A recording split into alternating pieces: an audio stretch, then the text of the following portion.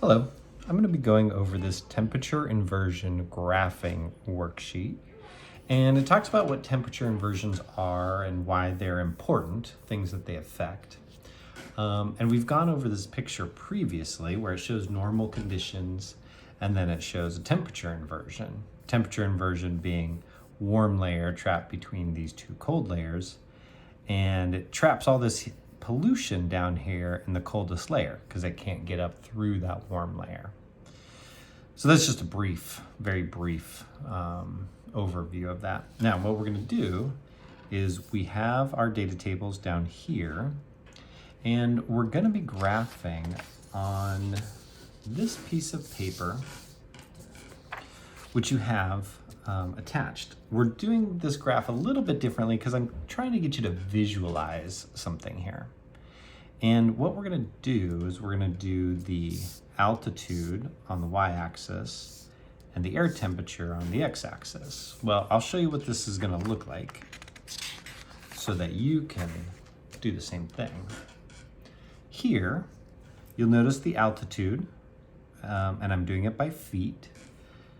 And I started at 0 right there, and I go up by tens. So 10, 20, 30, 40, 50, all the way up to 160.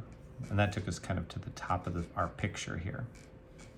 Now, normally I would put the other information at the bottom here of the x-axis, but I'm going to put it up top because we're drawing over this particular image. It's just going to be easier if we have this up at the top. And on the top, I've got my temperature in Fahrenheit. You'll notice that both feet and Fahrenheit are not what we normally use in science. Normally we'd be using metric system, right?